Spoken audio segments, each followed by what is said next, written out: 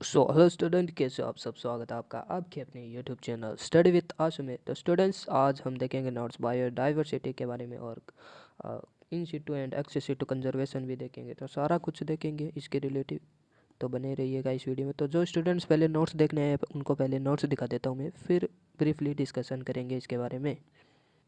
तो ये है नोट्स का सिनॉप्सिस, आप देख सकते हो। हम पढ़ेंगे introduction, definition, origin of biodiversity, type, threats and ex situ in situ, सारी कुछ। ठीक है, तो स्क्रीनशॉट खींचते जाइएगा, मैं दिखा रहा हूँ। ठीक है, रुक रुक के।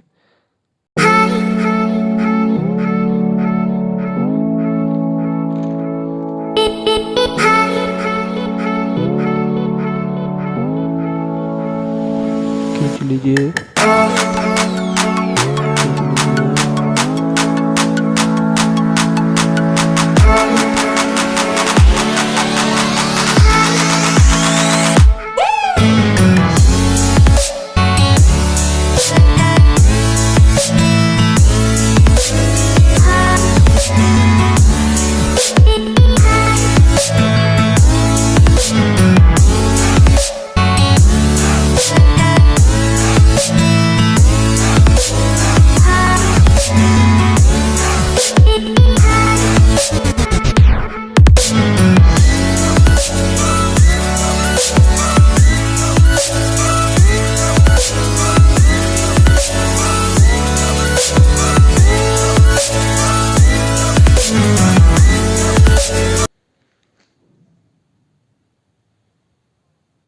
तो इंट्रोडक्शन से शुरू करते हैं। तो बायोडाइवर्सिटी, आप सभी को पता है बायोडाइवर्सिटी क्या होता है। तो जैव विविधता, यानी कि विभिन्न विभिन्न अगर क्षेत्र पे हम जाएंगे, अलग अलग जगह में जाएंगे, तो हमें जो ऑर्गेनिज्म, जीवो, एनिमल्स और प्लांट में हमें नई नई वैरायटी देखने को मिलेगी। ठीक है, जैसे कि राजस्थान में अलग प्रकार की जैसे कि खेजड़ी है, वो फेमस है। ठीक है, तो अगर बर्फीले इलाकों में जाएंगे तो कोनिकल ट्री आते हैं, वो फेमस है। ठीक है, तो और एनिमल में भी अलग अलग जगह पे अलग अलग प्रकार के एनिमल की डाइवर्सिटी मिलती है, तो वही बायोडाइवर्सिटी होती है। ठीक है, तो हम ब्रीफली में देखेंगे, ज़्यादा डीपली नहीं जाएंगे। और आप नोट्स को पहले दिखा दिए, नोट्स को देखकर आप पढ़ लेना। तो डेफिनेशन भी वही है जो हमने देखा। Biodiversity is the shortened form of the two word biological and diversity. It refers to all the variety of life that can be found on earth, plant, animal, fungi and microorganism, as well as to the communities that they form and the habitat in which they live. So origin of biodiversity के बारे में देखते हैं। तो biodiversity term वो Edward Wilson के द्वारा दिया गया है। ठीक है, तो according to IUCN report of 2004 2004 के अकॉर्डिंग एनिमल और प्लांट दोनों की टोटल स्पीशीज़ नंबर 1.5 मिलियन है। लेकिन बायोडाइवर्सिटी इतनी है कि अभी तक इससे भी ज़्यादा स्पीशीज़ है जो कि आइडेंटिफाई नहीं हुई अभी तक। ठीक है, तो बहुत सारी है। तो more than 70% of all species record all animal and among animal insect occupy A maximum portion of this data. तो इंसेक्ट जो है वो बहुत ज़्यादा डिस्कवर किए गए हैं, बहुत ज़्यादा है इस डाटा में। This data shown that out of every 10 animal से 7 आर इंसेक्ट। तो 10 में से 7 इंसेक्ट पाए गए हैं। तो no of number of fungi more than combined species of fish. तो फिश की जितनी भी स्पीशीज है कंबाइंड करके टोटल है वो फंजाई उससे भी ज़्यादा है फंजाई की स्पीशीज। तो plant occupying more than 22% of the total species, और प्लांट की 22% प्लांट की स्पीशीज़ है। ठीक है, तो type of biodiversity in ecosystem, ये टॉपिक देख लेते हैं। There are 4 type of biodiversity. पहला है स्पीशीज़ डाइवर्सिटी, और दूसरा है जेनेटिक डाइवर्सिटी, और तीसरा है इकोसिस्टम डाइवर्सिटी। तो पहला स्पीसीज डाइवर्सिटी में क्या होता है, तो इकोसिस्टम में आपको सभी को बताया इंडिविजुअल इकोसिस्टम में हैबिटेट में उसका एक particular unique collection of species होता है और जो कि आपस में इंटरेक्ट करते हैं। और जेनेटिक डाइवर्सिटी में हम क्या देखते हैं, genetic diversity describe how closely related the member of one species are in a given ecosystem. तो जितने भी हम सिमिलर जो एनिमल्स या फिर प्लांट ऑर्गेनिज्म देखते हैं जो कि अलग स्पीसीज में होते हैं लेकिन डाइवर्सिटी दर्शाते हैं, लेकिन वो देखने में सिमिलर होते हैं, वो जेनेटिक सिमिलरिटी के अकॉर्डिंग हम उसको देखते हैं। ठीक है, तो इकोसिस्टम डाइवर्सिटी में in all the different habitats biological communities and ecological process as well as variation with in individual ecosystem. तो अलग अलग इंडिविजुअल इकोसिस्टम में उसका अलग ही इन्वायरमेंट होगा, उस अलग इन्वायरमेंट में जो ऑर्गेनिज्म होंगे उसके अकॉर्डिंग ही अडेप्ट होंगे और उसके अकॉर्डिंग ही उसमें हैबिटेट होंगी। ठीक है, तो नेक्स्ट टॉपिक है थ्रेट ऑफ बायोडाइवर्सिटी। तो थ्रेट का मतलब ये होता है घातक या फिर नुकसान या फिर खतरा कह लो कि डाइवर्सिटी बायोडाइवर्सिटी को किस प्रकार से नुकसान होता है, घातक क्या है इसके लिए, तो वो देखते हैं हम इस टॉपिक में। तो the loss of biodiversity is a significant issue for scientist and policy maker, and the topic is finding its way into living room and classroom. Species are becoming extinct at the fastest rate known in ecological history. Most of these extinction have been tied of human activity. ठीक है, तो बहुत ही बड़ा issue है ये scientist के लिए, और ह्यूमन एक्टिविटी के कारण तो कुछ कुछ ज़्यादा इफेक्ट पड़ रहा है बायोडाइवर्सिटी के ऊपर। ठीक है, ह्यूमन एक्टिविटी आप सभी को पता है, जैसे कि पेड़ काटना, ठीक है, और पोल्यूशन करना, जिससे बहुत सारे जो है जीवों को नुकसान पहुंचता है। ठीक है, तो इसमें भी थ्रेट में भी बहुत सारे थ्रेट हम देखते हैं, जैसे कि पहला habitat and loss of destruction. तो usually as a direct result of human activity and pollution, growth is a major force in the loss of species population and ecosystem. तो अभी जो हमने पेड़ कटाई और पोल्यूशन की बात की, तो वो हैबिटेट लॉस हो जाता है बहुत सारे ऑर्गेनिज्म का, तो इससे डिस्ट्रक्शन होता है।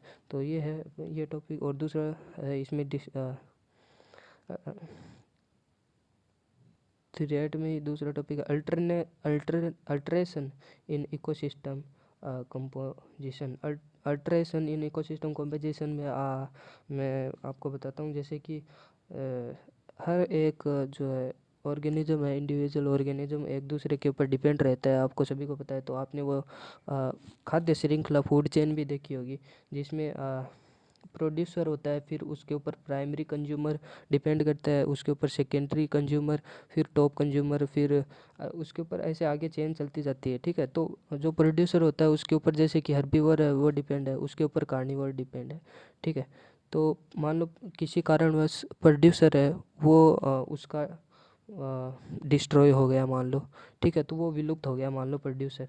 ठीक है, तो प्रोड्यूसर ही विलुप्त हो गया, तो उसको खाने वाली जो प्रजाति होती है, ठीक है, प्राइमरी कंज्यूमर, तो उसको जो खाने के लिए कुछ नहीं मिलेगा, जैसे कि हर्बीवर है उसको घास वगैरह मान लो विलुप्त हो गई, तो उसको घास ही नहीं मिलेगी, तो वो भी वो खाएगा क्या, वो भी विलुप्त हो जाएगा, हर्बीवर भी विलुप्त हो जाएगा। और फिर कार्निवोर जो कि हर्बीवर्स को खाते हैं, तो जब उनको हर्बीवर्स ही नहीं मिलेंगे तो वो क्या खाएंगे, तो वो कार्निवोर्स भी विलुप्त हो जाएंगे। तो इस प्रकार से जो है पूरा विनाश कह लो आप हो जाता है। तो वो अल्ट्रेशन इन इकोसिस्टम कंपोजिशन में ही होता है। ठीक है, तो इसका ये एग्जांपल है। तो तीसरा है इसमें द इंट्रोडक्शन ऑफ एक्जोटिक यानी कि नॉन नेटिव स्पीशीज़। तो एक्जोटिव स्पीशीज़ कौन सी होती है, जैसे कि अमेरिका है, तो अमेरिका में मान लो बहुत सारे इंडियन चले गए, तो इंडियन अमेरिकन अमेरिका देश में इंडियन चले गए, तो अमेरिका में इंडियन लोग होते हैं एक्जोटिक, क्योंकि वो बाहर से आए हैं। ठीक है, तो वो बहुत लॉस कर सकते हैं दूसरे जगह से आने वाले, और कब्जा कर सकते हैं एक तरीके से। ठीक है, तो वो भी एक्जोटिक है, नॉन नेटिव स्पीशीज़ है, वो भी एक प्रकार से बेनिफिट नहीं होते हैं। और पिछले आपने कहा सुनी होगी न्यूज़ कि अमेरिकन ने ना इंडियन को भगाने की ये साजिश साजिश है रची थी, ठीक है। तो डोनाल्ड ट्रंप है, उन्होंने भी एक बार सोचा था इंडियन को अमेरिका से बाहर निकालने का, लेकिन फिर सोचा कि नासा में ज़्यादातर वो वर्कर है वो इंडियन ही है, तो इसी वजह से उन्होंने नहीं निकाला, लेकिन वो निकाल देते हैं, ठीक है। तो ये हो गया। अब नेक्स्ट है द ओवर एक्सप्लोटेशन। तो ओवर एक्सप्लोटेशन में क्या होता है, जैसे कि ओवर एक्सप्लोटेशन किसी स्पीशीज़ का हो गया, तो वो जैसे कि गाय है, गाय बहुत सारी हो गई मान लो किसी भी एरिया में, ठीक है। तो गाय को आपका पता है क्या है उसका हैबिट, चरना, मतलब किसी भी घास को चरती रहती है, कितना भी दे दो उसको तो खाती रहती है, ठीक है। तो वो बहुत सारी हो जाएंगी तो वो उस लैंड पे पूरी घास को ख़त्म कर देगी खा खा के, ठीक है। तो उस प्रकार से घास की स्पीशीज़ को लॉस हो जाएगा। और फिर है next human generation population combination can affect all level of biodiversity। और नेक्स्ट है ग्लोबल क्लाइमेट चेंज, तो can alter environmental condition, species and population may be lost if they are unable to adapt to new condition और relocate। तो climate अचानक से change हो जाता है, तो अगर कोई उसके अकॉर्डिंग अडेप्ट नहीं होगा तो उस अकॉर्डिंग नुकसान हो जाता है, ठीक है।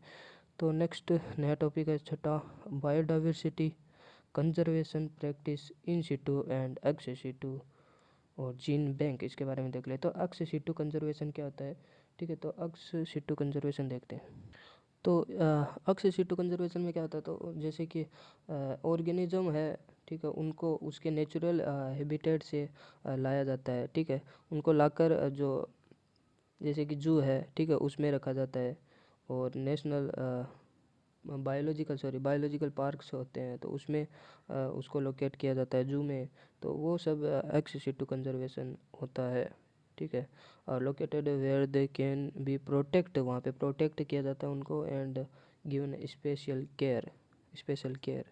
तो यहाँ पे एग्जांपल आप देख सकते हो इसका, zoological park, botanical park, wildlife और germplasm bank, seed bank, और ये सब इसमें ही आते हैं। तो नेक्स्ट हम इन सिटू कंजर्वेशन देख लेते हैं। इन सिटू तो वह कंजर्वेशन होता है तो उसके नेचुरल हैबिटेट में, नेचुरल आवास में, एक पूरा नेचुरल बड़ा सारा एरिया होता है, तो उसके आवास में उन्हें रखा जाता है, उसी के आवास में, ठीक है।